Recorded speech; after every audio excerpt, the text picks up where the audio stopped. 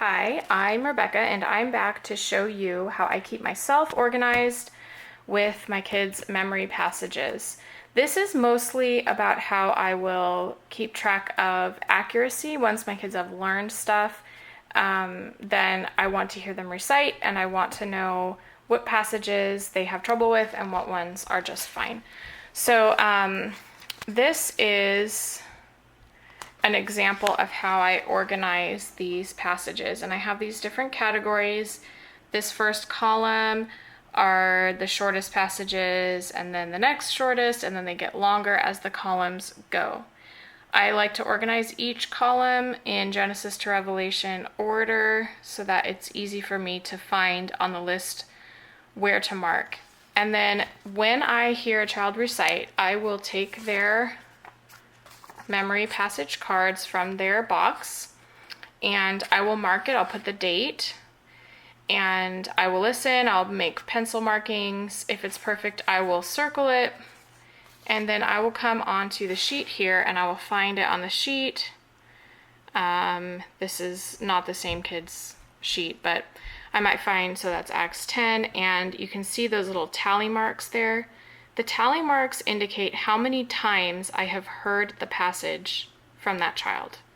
So this Acts 10, 42 through 43, my son has recited it for me 8 times, and those little dots tell me how many times they have been perfect. So it looks like maybe 4 times there he has said that passage perfectly to me.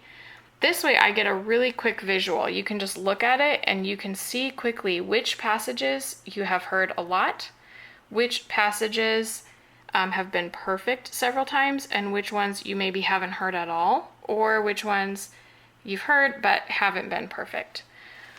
The way that I go through this is that I will focus on the first 1 to 2 columns, and then once those are nice and solid, then we will move on to the 3rd column and the 4th column and so on.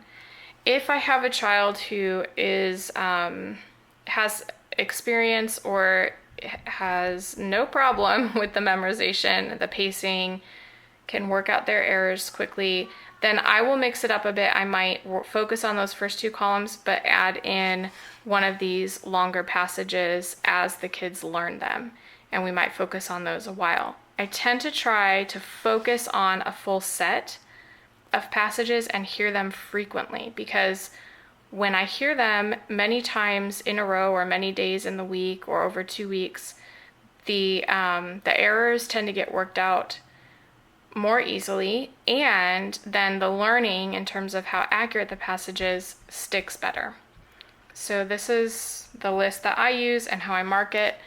And then one final thing that I put together for myself each year, and I don't use this till the end, but when your child goes to the national competition, you will have an oral recitation round, and every child has to do that. They do their test at home the week before, and then they will do the oral recitation round in front of judges at the competition. To prepare for that, what I like to do is put together some mock rounds, and usually I do put lists out on our blog. They won't be out for several weeks now, but Lord willing, I will have that out this year.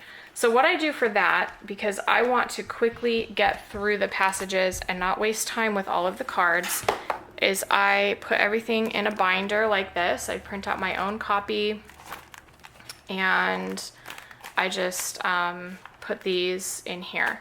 That way I can flip through quickly. If the passage, the first passage on the thing is here, let's say it's Psalm 148, 13 through 14, I'll call that out, and then I'll quickly flip to whatever the next passage is in the section. So in this folder, I have primary passages, and then I have a section here with the junior passages. So this is something, this is more for once they have memorized and we are ready to move on to the next step of practicing that oral recitation round.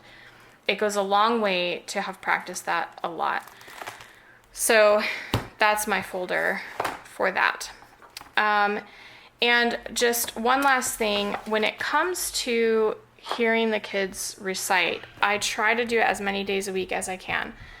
This year we have actually 5 kids that I have to listen to. My husband also listens to them in the evenings.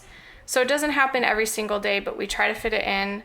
Sometimes I'll take their review section and I will actually hear them recite that. Sometimes I will squeeze it in during the day, but mostly we'll do it in the evening. And we just try to keep on top of it. So I have found that even if I only hear a couple of passages, that can go a long way. So if I only have a few minutes, I will just say, hey, let's hear these 3 or 4 passages that we've been working on and just get another repetition of hearing those recited. So there you go. This is how I stay organized as a parent. And I have one more video I want to show you of our kids' study materials, their flashcards and things. So I will see you in the next video for that.